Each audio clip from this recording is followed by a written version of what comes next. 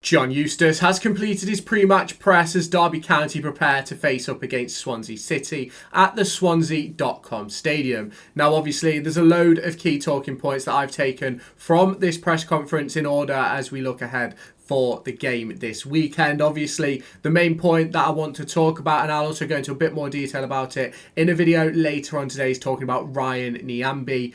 John Eustace says he has gone for a scan and they're currently awaiting results. I want to get onto Nyambe a little bit later on in a video today, so make sure you've got that notification bell turned on to stay tuned for that one. It spoke a lot about the game versus Preston North End, and he says it sort of showed that Derby County had spent 18 days without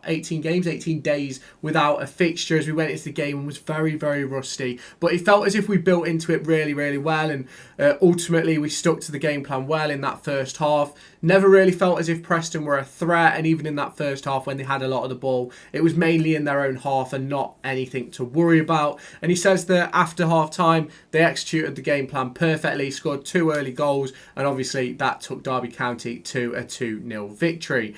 He wants to make a keen emphasis that the Derby County players and fans don't think that now is the time to relax or switch off from football, especially given the current fixture congestion. I think it's Saturday, Tuesday, and then I think it's Friday, Monday as we head into Easter, which is going to be sort of very interesting to see over the course of the next few weeks. And obviously for those players and coaches, they probably won't be getting many hours off over the course of the next few weeks. So it's important to be very mindful of what's going on at the club with that situation. John Eustace was asked a question in regards to possession and the way he's got the team playing, because I believe that since John Eustace has come in, I think in every game we've won, we've had less possession than the opposition, and John Eustace's back was essentially exactly what I anticipated it to be. He doesn't care how we win games, so long as we win games. He doesn't really care about what the possession stats are. The importance is getting points on the board. It doesn't matter the style. It doesn't matter the possession. It doesn't matter if you have 12 shots or 2. If you take home 3 points, that is what matters. And for me, I do completely agree with him. And I said this is basically what Paul Warne does in League One. It's not about having more ball than the opposition. It's not about having more shots than the opposition. It's not about being the better team. It's about putting the ball in the back of the net and running away with 3 points. And that's what Paul Warne did in League One. And that's what made him so good in League One. But ultimately, he couldn't turn that into Championship results. Whereas John Eustace has got us playing, in my opinion, a very, very similar way to that of how we played in League One last season. And he's getting the points in the Championship. Obviously, 4 back-to-back wins. Preston, Coventry, Blackburn and Plymouth Argyle. And I think if you look at those performances that we've put in, I'm not going to say that we weren't the better team in some of those games, because of course we were, but ultimately it's not about having 700 passes a game and taking 5 shots and scoring once and losing 2-1. It's all about being the team that scores the most goals, and sometimes that has to come a little bit differently to how some people want it to come. Obviously me myself, I've spoke about wanting Derby County to be better in possession. Now that's never me saying that Derby County needs to have 60% possession and carry the ball. It's about when we have the ball, it's doing the right things. It's getting players into the right areas. And I think John Eustace has got that absolutely spot on at the moment with the way we're playing. And obviously this weekend, which I'm going to get onto a little bit later on in this video, with having no Jerry Yates, it's going to be very interesting to see how the style of play develops, because we're not really going to have that sort of hold up natural number 9 in there unless he goes and brings up someone like Charles Abuka, who I spoke about in the preview video yesterday evening. And it's going to be massive to see how that goes. Now obviously over the course of the last few weeks, Derby County's defensive structure has been unbelievable. We've conceded 3 goals in 4 games, 2 of them coming against Preston North End, 2 clean sheets. Preston North End against Plymouth Argyle, 2 clean sheets coming against Preston North End and Coventry City. And John Eustace heaped a huge amount of praise onto the likes of Nat Phillips, the likes of Craig Forsyth, Matt Clark, Callum Elder, Kane Wilson, Ryan Nyambe, who have been standouts for Derby County in that back 3, that back 5, however you want to describe it. And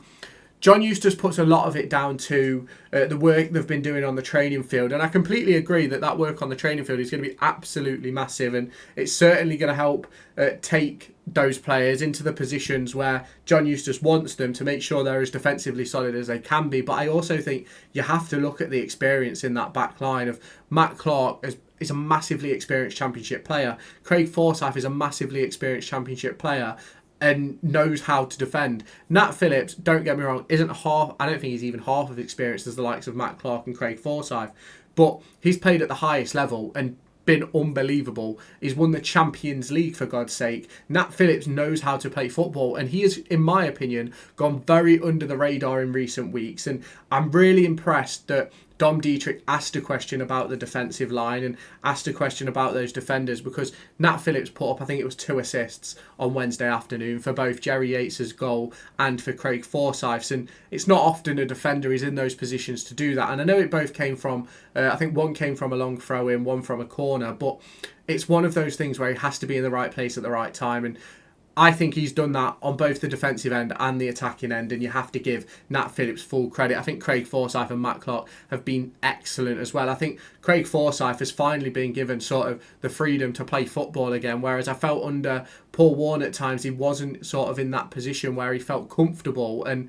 I think now right back to where he should be, and Craig Forsyth has been absolutely unbelievable for Derby County. Now, John Eustace was full of praise for Liam Thompson and has explained how vital Liam Thompson has been for Derby County since obviously John Eustace came in. You obviously look at the way we're playing at the moment, and a lot of it is about harrying with the ball, it's about pressing, it's about putting the opposition into situations they don't really want to be in. And obviously for me, Liam Thompson is much better at that than a Kenzo Heldmine is going to be, and that's exactly why Liam Thompson is in the team. And you have to give Tomo full credit for the performances he's been putting in. Now, you go back to when he made his debut, I think it was against Bournemouth in that administration season, won man of the match, was probably the best player on the pitch for Derby County that day by a country mile. And he's had a bit of a stop-start career. Obviously, then went out on loan in the League One season to, I believe, Scunthorpe United, who I believe were in the National League at the time, and got injured, so didn't really play out there, came back,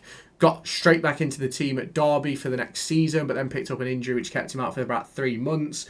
And obviously then was sort of hit and miss of whether he was in the squad or not. And I think, and I say I think, John Eustace thinks that Liam Thompson's reasons for doing well now and doing well at the club is that he wants to do well, and he has a hunger and desire for the club to do well and for him to do well at the club. And that is the importance for a lot of the players, a lot of the squad at Derby County. It's having that hunger, that desire, that confidence, that consistency to do it game in, game out. Now, I think he was pulled off after about 70 minutes on Wednesday night, which got absolutely no problem with that. Was pulled after 60 in the Plymouth game 18 days before, which isn't too bad for Liam Thompson, for a player who has barely featured this season and not really been sort of a mainstay in the team. To be consistent as he has been, I think you have to give him a lot of praise. And I also think that Liam Thompson really suits the balance of that midfield, with Harrison Armstrong sort of sitting as that main sitter,